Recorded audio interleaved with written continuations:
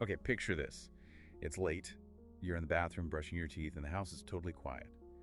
You look up into the mirror, maybe it's a little steamed up, and you catch a reflection. But for just a split second, heartbeat, it's not you. You see your mother's eyes looking back. Or maybe it's your father's jaw, the way he clench it. You blink, and it's gone. It's you again. Yeah. But you're left with this weird, cold feeling. Was that me, or was that them? That is such a specific and I think deeply familiar experience for so many people. It's that uncanny moment. And the first thing to say is, you're not going crazy. It's not just your imagination. It points to something very real, a profound psychological phenomenon. The idea that we don't just inherit DNA. It's not just eye color or, height. We inherit emotional reflexes. We inherit patterns of attention. Which is kind of a terrifying thought, Mhm. that we're haunted, but not by, ghosts in sheets. We're haunted by a posture. By the way, someone stood in a kitchen 30 years before we were born. Exactly. We like to think our lives are our own, that we're the writer and the director, but what we're really diving into today is this idea that you might be living out an unfinished story, a script written long before you were born, and you're on stage performing it without ever having read the lines. So today on the deep dive, we're unpacking that, the ancestral trap, and we're using the lens of Gestalt psychology to really get it, to understand how our reality is, well, literally constructed by our family history. And the goal here isn't just to get spooked by how much we're like our parents.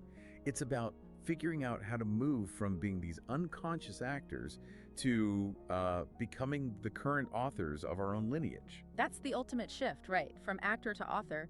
But to get there, we have to understand the architecture of perception itself, how we even see the world. And in Gestalt, that all starts with the core concept called figure and ground. Okay, figure and ground. I think I know this from art class. It's the optical illusion, Right. where you see either a vase or you see two faces, but you can't see both at the same time. Right, that's the classic textbook example. But Gestalt takes that idea so much further. It says reality isn't this static thing out there that we're just passively observing. No, perception is an active process. You are co-creating your reality second by second. You pull a figure, the thing you focus on, out of the ground, which is all the background context. Okay, so if I'm walking down the street and I'm starving, a pizza place is the figure. It just pops. And the bookstore next to it is it's background noise. Yeah. I barely even see it. Precisely. Your hunger organizes the whole visual field for you. But here's where it gets really interesting and kind of sticky. The family is the original ground. It's the canvas that your entire sense of self gets painted on. Think of it like a lighting system in a theater. Oh, I like that. So the family installs all the lights before the show even starts. Yes. The whole emotional climate of your childhood sets the lighting rig for the rest of your life. It decides what gets illuminated and what stays in the shadows. So if you grew up in a family where danger was always, highlighted, where the spotlight was always scanning for a threat. A raised voice, a slamming door. Exactly. Then as an adult, safety just becomes background noise. You literally don't notice it. You only see the potential threat because that's where the spotlight is permanently aimed. That makes so much sense. It's not that we're choosing to be negative, it's that our survival script says, this is what you have to watch. Yeah. If you stop watching for the threat, I guess the feeling is the lights will go out. You got it. It dictates what becomes figure. In one family, independence may be the figure. Kids are praised for leaving, for being on their own. The spotlight follows the one who walks away. In another family, loyalty is the figure. Never rock the boat. The group is everything. We just breathe this stuff in air. And we mistake that family logic for a universal truth. And that's the trap, isn't it? We don't think, oh, this is my family's weird rule. We think this is just how the world works. Yes. You grow up believing people always leave, or money is the root of all evil, not because you've scientifically tested it, but because that was just the ambient noise of your childhood. It's the water we swim in. Yeah. Okay, but let's ground this. How does this actually, ruin my Tuesday at work? How does it manifest? Okay, let's take a specific case. There's this classic example of a woman, incredibly competent, a high achiever. But anytime she gets praise at work, public recognition, an award, anything, she physically freezes up, she goes cold, deflects it, makes a joke to just kill the moment. Right, and we have a million labels for that. We call it imposter syndrome or just being humble. On the surface, sure. But if you dig into the field, the background of her life, you find something else. It turns out her grandfather was publicly shamed for showing off as a child, a really specific traumatic event. His pride led to a kind of social exile for the family, and that humiliation became a taboo. The rule that got installed was, Visibility is dangerous. Success is a threat. Whoa. So did she even know that story, or was this just something she overheard? That's the craziest part. She wasn't even born. She never witnessed it. Yeah. But that fear, it migrated. It was in the glances, the warnings disguised as advice, the way affection was withdrawn if a child got too big for their britches. So now, decades later, her nervous system reacts to applause as if it's the prelude to shame. It's called perceptual continuity. She's not remembering it. Her body is feeling the emotional atmosphere of the past. Yeah, it is. Wow, that's heavy. Her body is reacting to a story it's never heard.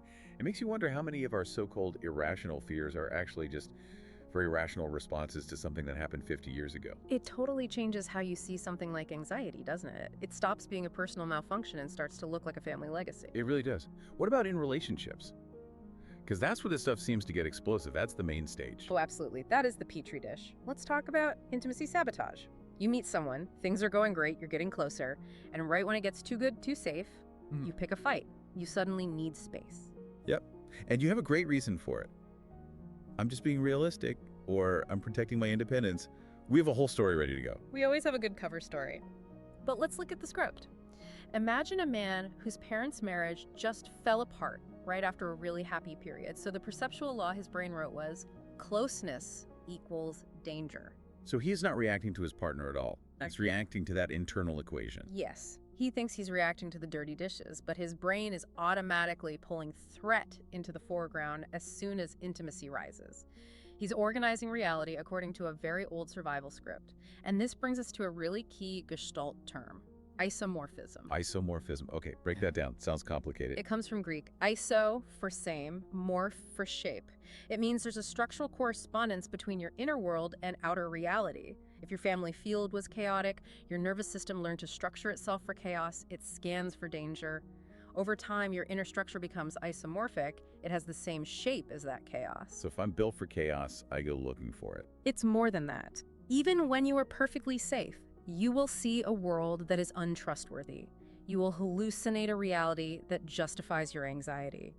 You might even provoke a fight just to make the outside world match the inside, because at least that feels familiar, at least that feels like home. That's a huge piece of this. We're not just projecting feelings. We're actively trying to make our world match our parents' world because it feels safer than the unknown. We are loyal to the structure, and that leads to this idea of the unfinished Gestalt.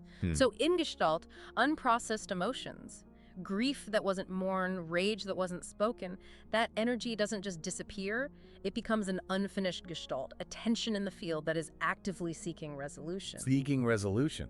It sounds like it has a mind of its own. It is active. It wants to close the loop, which is why we have these trigger points. You know, when a tiny thing happens, a friend cancels lunch, and you have this massive wave of despair that is completely out of proportion. Oh yeah, a level 10 reaction to a level 2 problem. And then you feel crazy about it later. You're not crazy. The intensity isn't coming from the canceled lunch.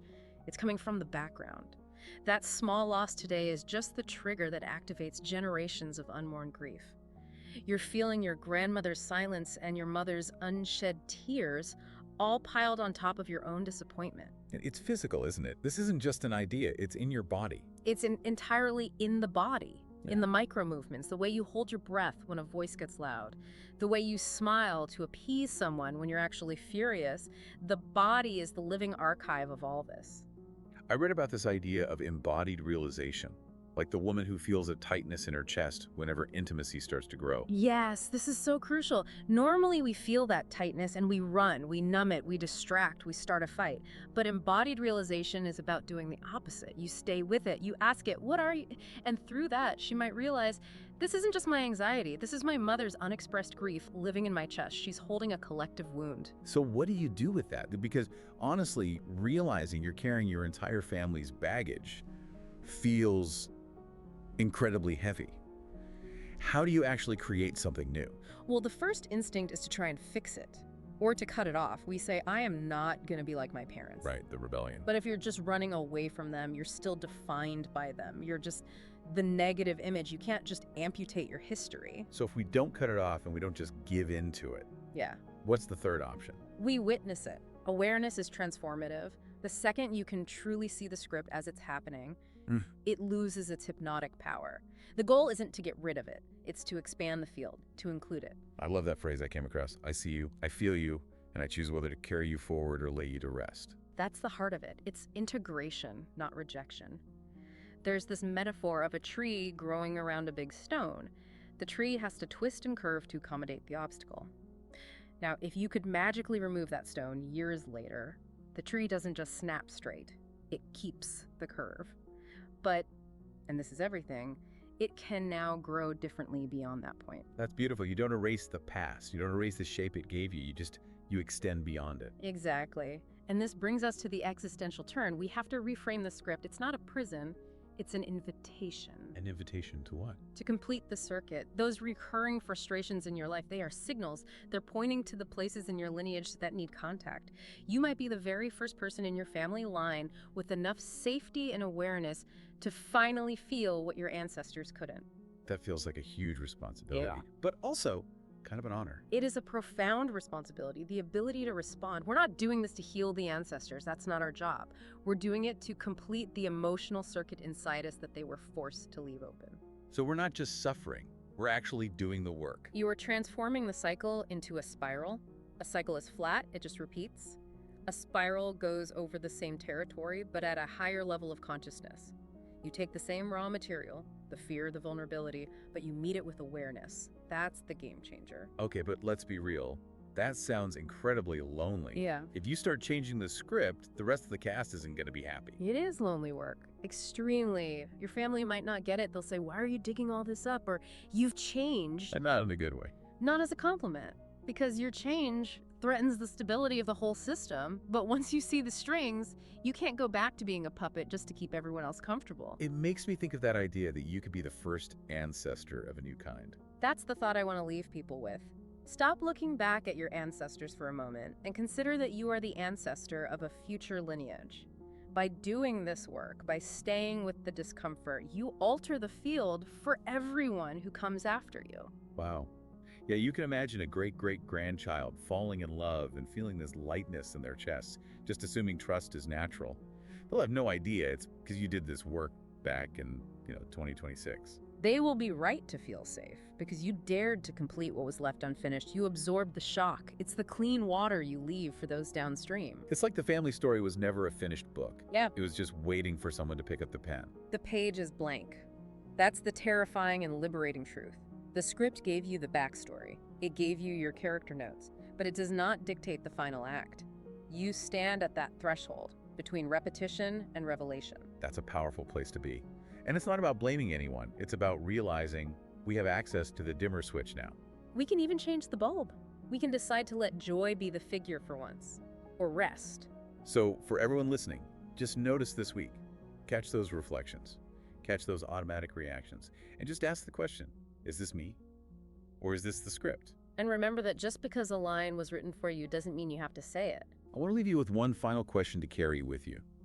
We've talked about what you've inherited, but the blank page is staring at you. So, what will you write with your life? Conscious participation. That's the key.